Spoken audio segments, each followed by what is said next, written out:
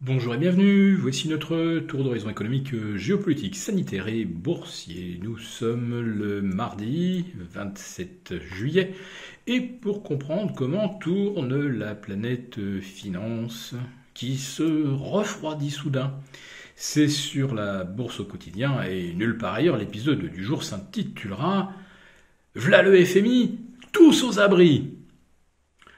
Alors oui, c'est vraiment la douche froide. On attendait les prévisions du FMI. Je les attendais d'ailleurs avec impatience. Et elles viennent donc de tomber en début d'après-midi. Et alors là, pour ceux qui espéraient encore des performances honorables des entreprises multinationales, eh bien voilà de quoi réviser un petit peu ces prévisions et ses jugements. Alors, tout d'abord, la croissance mondiale, revue à la baisse de 3,6 vers 3,2%, c'est un petit peu plus de moins 10%. N'oublions pas que l'année dernière, à la même époque, les prévisions, c'était plus 4,6. Alors, entre 4,6 et 3,2, là, on est quand même sur du moins 25%.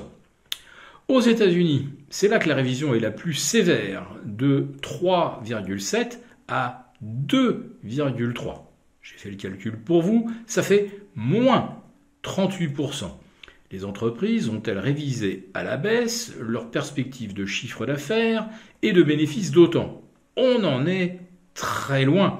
D'ailleurs, avec les premiers résultats trimestriels publiés depuis début juillet, on en est comme d'habitude à 70% de résultats meilleurs que prévus et 80% de chiffre d'affaires supérieur aux attentes. Voilà, comme d'habitude, tout est minoré et ensuite on s'émerveille de surprises positives.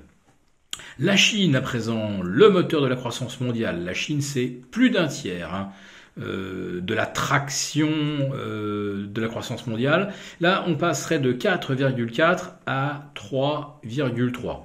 Calcul rapide, moins 25%.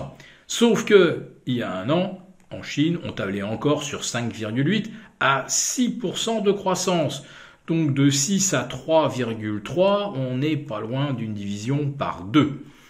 Et encore, avec la crise immobilière chinoise, l'effet pauvreté que cela génère, souvenez-vous de ces Chinois faisant la queue pour récupérer leur argent, tandis que des chars d'assaut se mettent en ligne devant les succursales bancaires, tout ça ne sent pas très très bon pour la croissance chinoise.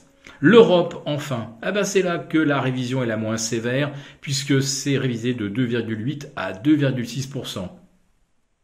Je laisse un temps de réflexion de 2,8 à 2,6%. Mais vous croyez qu'on va avoir 2,6% de croissance en Europe cette année? Alors oui, bien sûr, avec ce qu'on appelle l'acquis de croissance. Non. Au second semestre 2022, la croissance en Europe sera négative. On sera effectivement en récession. Et il faudra par contre 2 trimestres de récession pour qu'on prononce enfin ce terme concernant l'évolution des PIB européens. Mais ces 2,6% de croissance anticipée ne sont qu'une fiction, une pure fiction statistique. Il est évident qu'on a déjà une récession en Allemagne qui va encore s'aggraver avec la réduction des livraisons de gaz par Gazprom à 33 millions de mètres cubes jour. Je rappelle que même avec 100 millions de mètres cubes, l'Allemagne est encore très très loin de faire face à ses besoins.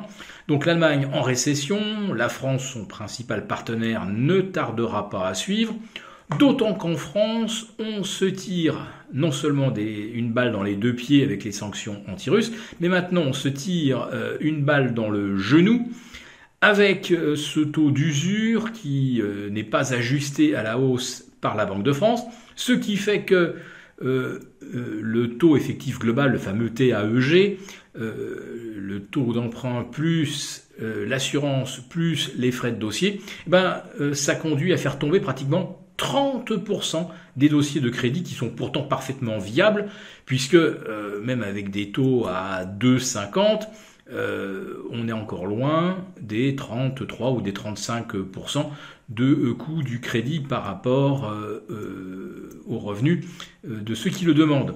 Donc en France, on est en train d'arrêter l'activité immobilière, la seule qui produit de bons emplois non délocalisables, et où en plus de ça, il y a une demande forte de logement, eh bien on trouve le moyen de casser ce moteur qui au contraire devrait tourner à plein régime. Oui, la France vraiment, on est des champions. Alors je n'ai malheureusement pas trouvé précisément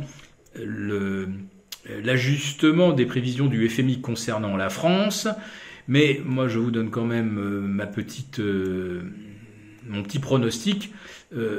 En France, on risque, avec cette histoire de l'immobilier, de connaître une récession de moins 2% au second semestre 2022, sachant que l'activité immobilière pourrait, elle, chuter de moins 20%. Voilà, c'est pas très réjouissant. Le CAC 40 repasse sous les 6002, le DAX à Francfort repasse sous les 13000. Surveillez de près le DAX, car sous les 13000, les ennuis commencent. Si cette vidéo vous a plu, n'hésitez pas à nous mettre un pouce. On vous retrouve demain pour notre live. Bonne fin de journée.